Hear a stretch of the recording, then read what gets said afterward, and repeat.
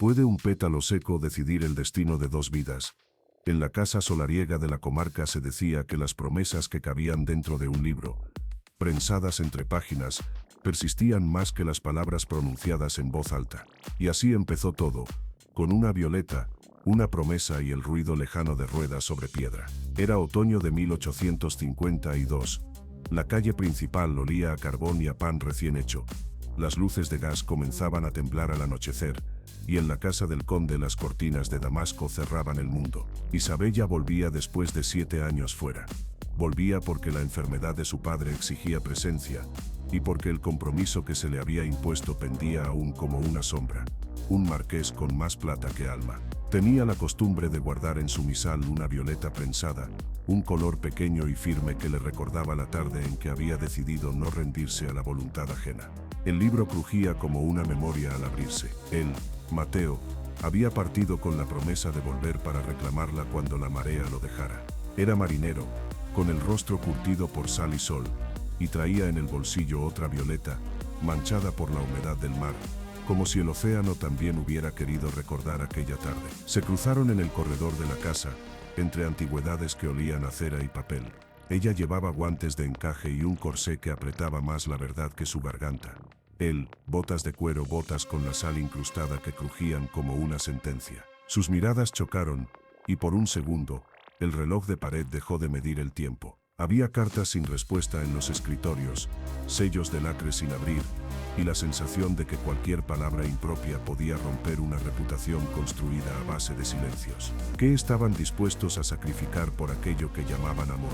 Eso era la pregunta que ardía entre los pasillos. Mateo explicaba su ausencia con idea de retorno.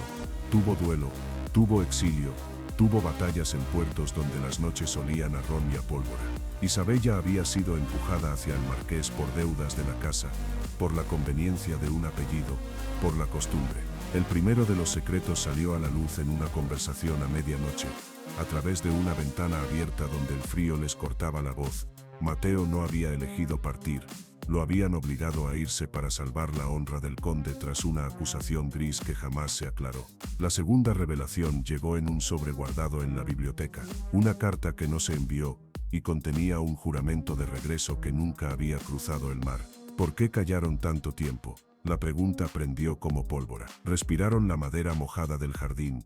El aroma punzante del almizcle que venía de las capas del mayordomo les dio un instante de tregua. Los encuentros fueron robados, a la manera del decoro, paseos al atardecer por el jardín donde las fuentes susurraban como confesores, conversaciones en la iglesia bajo la sombra de vitrales que pintaban figuras de santas con manos perfectas. Ella hablaba de deberes, él de cartas sin sello. Cada confidencia desnudaba una obligación distinta: el apellido, la deuda, la reputación de la familia que se sostenía como un frágil jarrón en una repisa alta. Y entre cada palabra, la violeta reaparecía, una en el misal, otra en el bolsillo del uniforme, como si ambas fueran dos mitades del mismo recuerdo. ¿Podía un pequeño objeto cruzar siglos y perdonar el tiempo perdido? La tercera revelación dejó a Isabella sin aliento. El marqués, cortesano de sonrisa acodada, había obtenido la promesa de matrimonio con la condición de que la casa fuera garantía de un préstamo. Si ella se casaba, la familia quedaría salvada, pero ella se perdería en los salones fríos y en la carcasa de lujo. El conde, por orgullo, había preferido aceptar la oferta antes que ver a su hija casarse por amor. Isabella sintió el peso de ser moneda. Mateo lo supo al pasar por los despachos. La verdad estaba escrita en tinta negra sobre papeles con sellos oficiales. Entre tantos susurros en la aldea tejían reputaciones, y una acusación menor, un rumor de escándalo, podía acabar con la posibilidad de un futuro común. ¿Qué precio tendrían que pagar? Hubo noches en que hablar era un riesgo mayor que mantener el silencio. Pero una promesa tan vieja como la violeta necesitaba respuesta. Llegó el momento de elegir, conformidad o una osadía que desafiara la moral y la memoria. Mateo, con el número de la tripulación aún en las manos y la baronesa de la marina en la frente, decidió que la valentía no debía medirse solo en batallas sino en actos pequeños y precisos. En la fiesta que el conde ofreció en honor de un acreedor, cuando las orquestas marcaban compases y los criados servían licores, Mateo acudió sin invitación. Con botas embarradas, con la barba sin afeitar, con la verdad en la mirada, Había planeado algo que pondría en jaque más que su honor, su porvenir. La sala de baile, con sus lámparas de gas que proyectaban sombras como manos, se quedó fría cuando él entró. Todos los ojos se fijaron en aquel marinero que no encajaba en la orquesta de protocolo. De un bolsillo sacó la violeta húmeda y la colocó sobre el piano como quien deposita una ofrenda. Luego, sin posibilidad de retroceso, cruzó la estancia hasta quedar frente a Isabela. El silencio fue un golpe. Ella se encontraba entre abanicos y suspiros, con el marqués a su lado, cuya sonrisa tendía a ser una armadura. Mateo habló, no con la grandilocuencia de los héroes de novela, sino con la simple verdad del hombre que ha mirado el mar y ha aprendido a nombrar sus vientos. Dijo su nombre, habló de los años, de los duelos no cometidos, de las cartas que no llegaron, y de la violeta que guardó como prueba de un juramento. Sacrificó su carrera en voz alta, renunció a su plaza en la marina para no tener que partir de nuevo. Eso fue la confesión que rompió moldes. La sala se llenó de un murmullo que subía y bajaba. El marqués, sorprendido, apretó el cinto con las manos. El conde miró como si hubieran descubierto una grieta en la fachada del mundo. Isabella, con las manos temblorosas, tomó la violeta del piano. Era la primera vez que un objeto que había sido símbolo de promesa se convertía en instrumento de decisión. Unos segundos más y ella lo dijo,